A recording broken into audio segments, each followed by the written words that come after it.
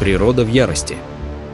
Наводнения, грозы, обвалы, смертоносный ветер – все это сегодня на нашей планете.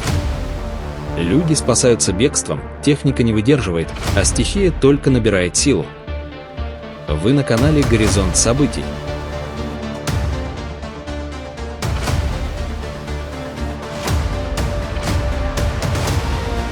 Масштабный лесной пожар, начавшийся 5 августа в коммуне Рибо, охватил уже более 16 тысяч гектаров, став крупнейшим во Франции за последние 50 лет.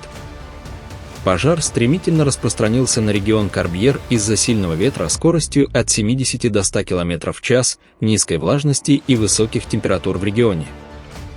Площадь пожара уже превысила площадь Парижа и сравнима с общим объемом выгоревших территорий во Франции за 2024 год.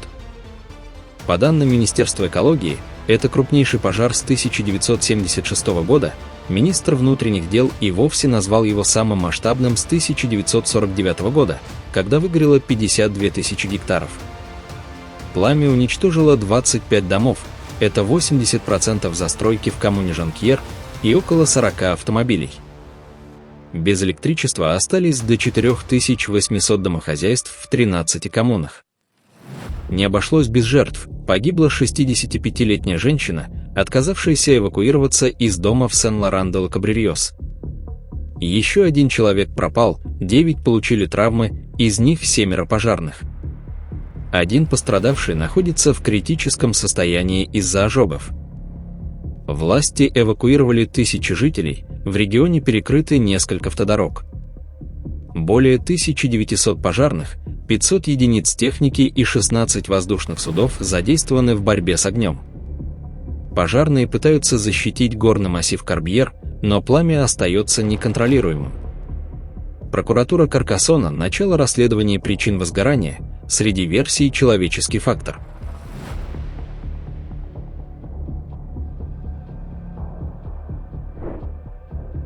Автобус с пассажирами в районе Рибба, в округе Кинаур, в индийском штате Химачал-Прадеш, чудом избежал трагедии, успев пересечь мост через реку Сатлидж всего за несколько секунд до того, как мощный селевой поток, вызванный облачным взрывом, обрушился на дорогу.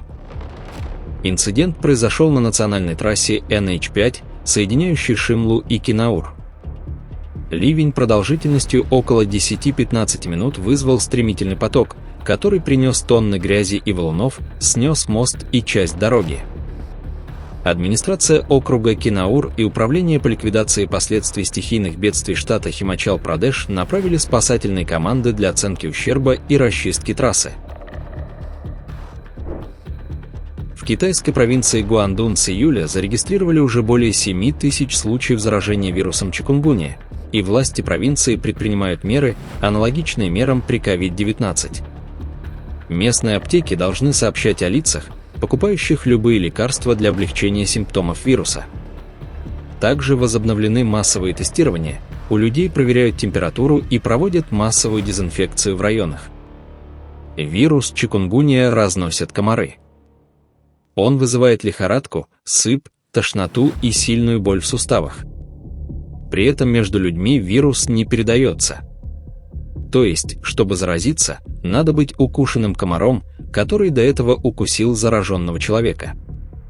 Лечения от чикунгуньи нет, но и смертельные исходы крайне редки. В основном лечение направлено на облегчение болей, главным образом в суставах. Друзья, если вас тоже не оставляют равнодушными эти события, поддержите видео лайком и подпишитесь на канал. Напишите в комментариях, происходило ли что-то подобное в вашем регионе. На вулкане Килауэа, в национальном парке гавайских вулканов, вчера прошел 30-й эпизод текущего извержения в кратере Халимау-Мау. По данным Гавайской вулканической обсерватории, 30-й эпизод начался в 1 час 20 минут утра по гавайскому времени. Высота лавовых фонтанов в этот раз была намного меньше, чем в предыдущие этапы.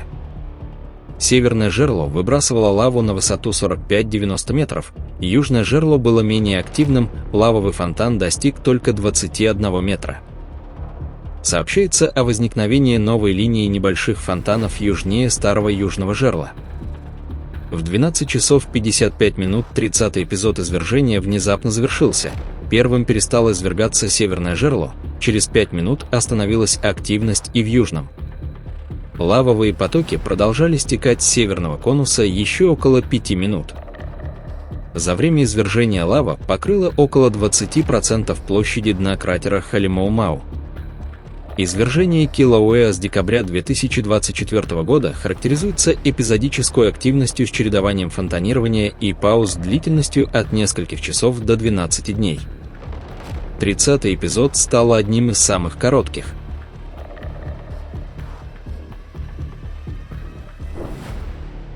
Вчера на южном склоне Эльбруса, на высоте около 3200 метров, из берегов вышло высокогорное озеро Азау, вызвав сход мощного селевого потока. Как сообщают в региональном МЧС, грязекаменная масса не затронула турбазы и другую инфраструктуру. Причиной селя стали сильные дожди в сочетании с таянием ледников из-за высоких температур в регионе. МЧС Кабардино-Балкарии координирует мониторинг ситуации и призывает туристов и альпинистов немедленно возвращаться с маршрутов на Эльбрусе. Оперативные группы работают в районе поляны Азау, проверяя состояние дорог и туристических объектов. Метеорологи предупреждают о продолжении ливней и гроз 7 и 8 августа, что может спровоцировать новые сели и повышение уровня рек.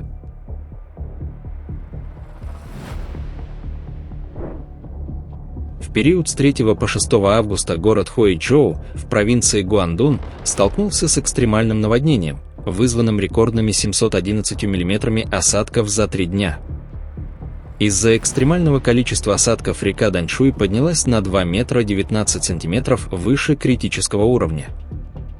Наводнение затронуло городские и сельские районы Хуэйчжоу, включая уезд Боля, где река Даньшуй вызвала подтопление дорог, домов и сельскохозяйственных угодий.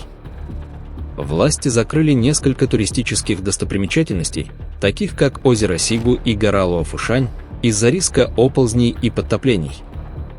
Наводнение нарушило дорожное сообщение, ряд дорог затоплены, часть из них размыта. Из-за повреждения линий электропередач электроснабжения в некоторых районах отсутствует. Местные власти Хуэйчжоу объявили чрезвычайную ситуацию. Для строительства временных плотин и барьеров вдоль реки Даньшуй, чтобы сдержать ее разлив, мобилизованы отряды военных. Спасательные команды продолжают эвакуацию жителей из наиболее пострадавших районов, параллельно ведется откачка воды из подтопленных зон.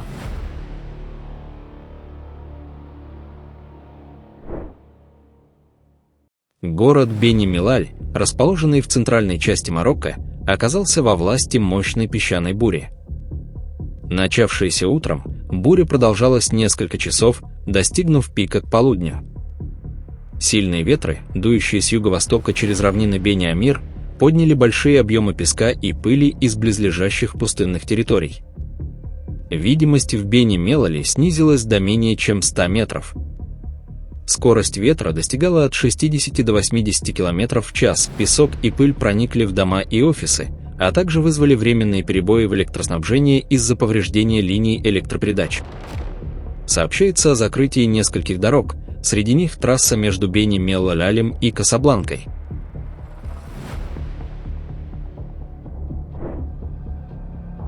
Сильный шквал обрушился на коммуну Мили в уезде Кесон во вьетнамской провинции Нгиан. Порывы ветра достигали скорости 80-100 км в час и вызвали повреждение домов, хозяйственных построек и сельскохозяйственных угодий в деревнях Катрен, Тхамхон, Танфан и Хуойтум. Регион еще не успел окончательно оправиться после тайфуна Вутип, который прошел несколькими днями ранее, и вот стихия нанесла еще один удар. Местные власти коммуны Мили и уезда Кесон направили спасательные бригады для расчистки завалов и восстановления дорог. Метеорологи прогнозируют продолжение нестабильной погоды в Нгиане до 10 августа и призывают жителей избегать зон риска, таких как низины и склоны холмов, из-за угрозы оползней.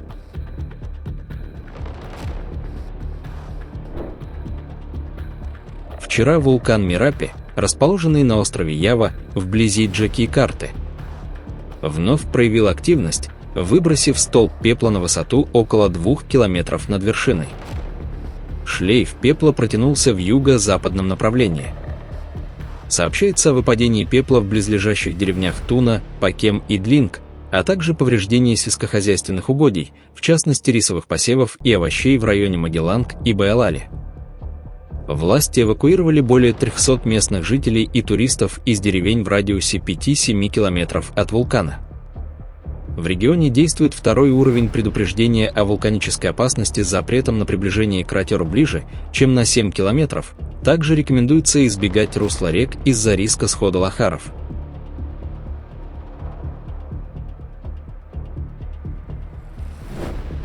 Вечером 5 августа на автогазозаправочной станции в общине Алтиндала, Кугдалинского района Кашкадаринской области Узбекистана произошел взрыв во время перекачки сжиженного пропана из автоцистерны в резервуар для хранения. Через 2 минуты 5 пожарно-спасательных экипажей прибыли на место. За 8 минут им удалось локализовать пламя, полная ликвидация пожара заняла 30 минут. Пострадал водитель автоцистерны, получивший легкие ожоги. Причина взрыва официально не названа, но предварительно указывается на возможное нарушение правил техники безопасности при перекачке пропана.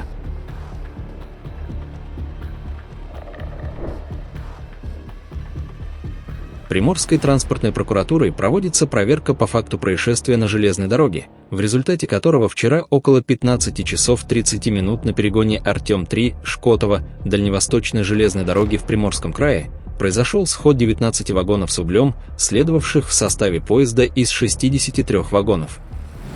Инцидент вызвал задержки в движении поездов, но обошелся без пострадавших и опрокидывания вагонов. На место происшествия был направлен восстановительный поезд для ликвидации последствий.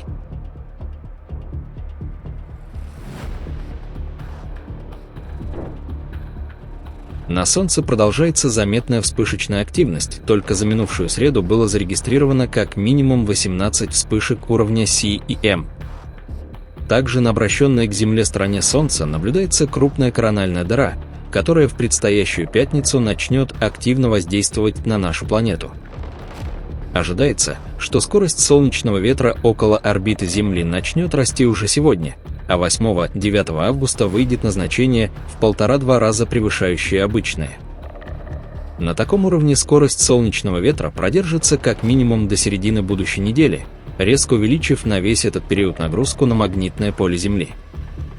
В такой ситуации в ближайшую пятницу и субботу ожидается рост возмущения геомагнитного поля.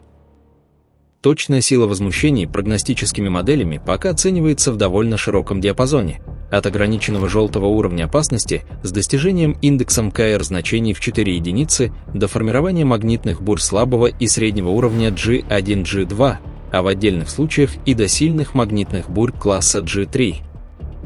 Вероятность магнитных бурь в пятницу, 8 августа, оценивается в 70%, а в субботу 55%.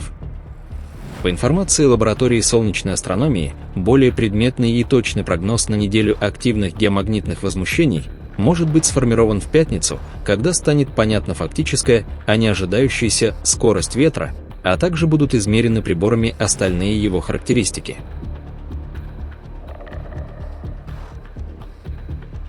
Друзья, на этом наш выпуск завершен. Если вам близок такой формат, будем рады видеть вас снова. Подписывайтесь и до встречи завтра в новом выпуске.